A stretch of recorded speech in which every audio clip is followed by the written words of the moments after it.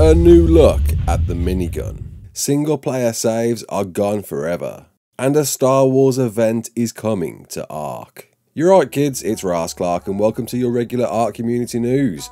Before we begin, don't forget to hit that like button, subscribe, share around and let's get into it.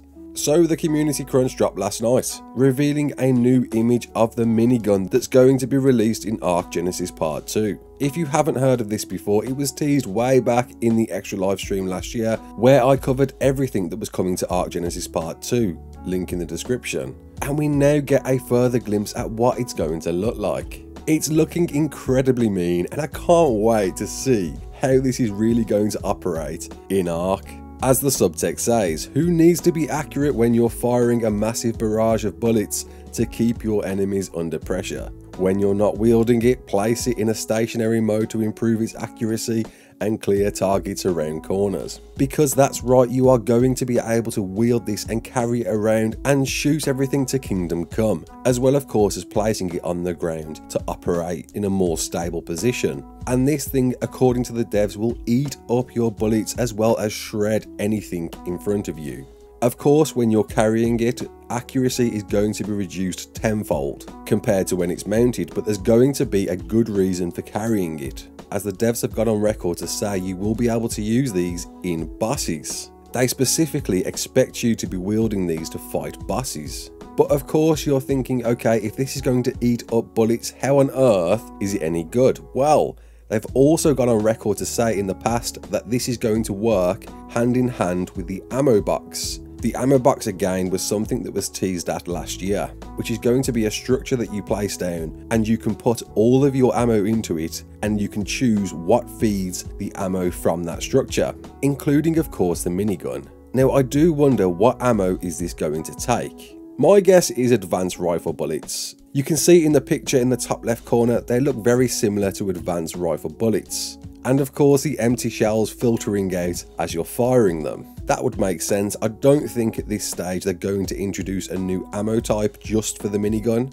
I'm certainly expecting this to fire advanced rifle bullets, but of course at a much quicker, potent rate. And if that's the case, I'm excited to see how different this is going to compare to a heavy turret. The devs are really bigging this up to be a boss takedown gun. And if it is, it must be more powerful than a heavy turret at least. Looking further at this picture, we can see of course, once again, it's wielded by our player wearing the new Federation tech gear that you'll of course be wearing right from the off in the game. In the background we can see a Rockwell tentacle and something quite bizarre there at the top, but nothing to reveal beyond the minigun.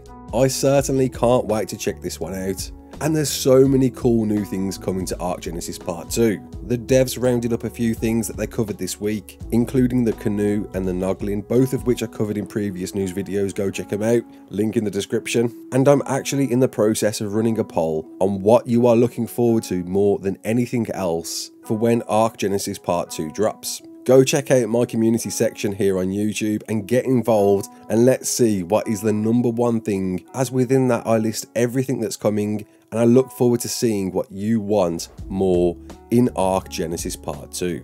Also within the community crunch, we got an update on small tribes teaming enforcement, where the devs detailed especially in two particular places, the Center North Ice Cave and Valguero underground entrances, which are apparently hotspots for teaming, as these areas can house multiple tribes and can be easily defended by one main entrance. So if you are playing on small tribes and you are sharing any sort of area like this, I'd certainly move out pronto before you get wiped. We've got an Evo event this weekend with a bit of 2x breeding, hexagon rewards, harvesting, taming and XP.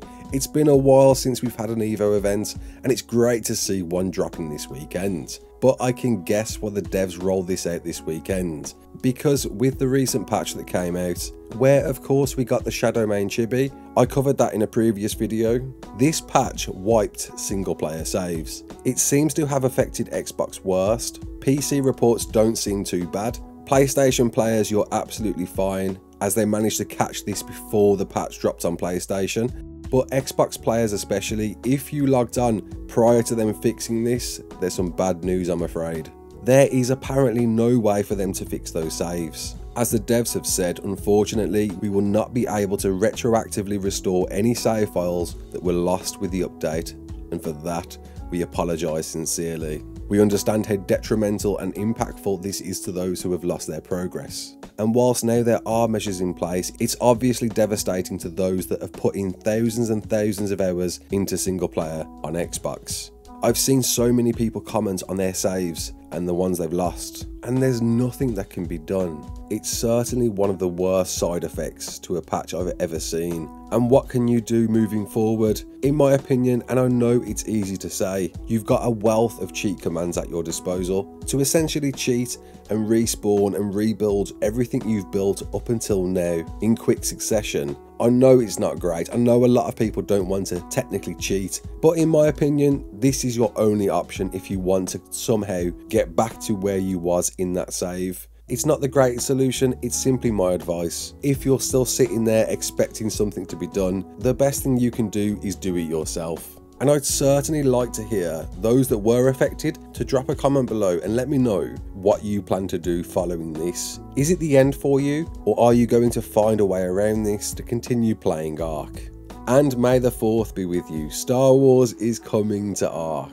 There's a wealth of talented ARK builders out there. A lot of people that I've been watching for years that have all come together to form a group called Architects that consist of the likes of Aaron Longstaff, Captain Fat Dog, TLC, big names. And this time around they've built an event that's completely Star Wars themed, challenging you to various tasks to see if you can become the ultimate Jedi. They've even gone as far as doing a pre-show message from Yoda. Go check it out, I'll leave a link in the description. They've even gone to the lengths of a game map guide. A huge amount of work has gone into this. And if you're on Xbox or Windows 10, get involved. The time is ticking. From now, you've got 8 hours to get involved. And if you're not on those platforms, keep an eye on the website, because I'm sure plenty of streams will go out for you to see what this event is all about.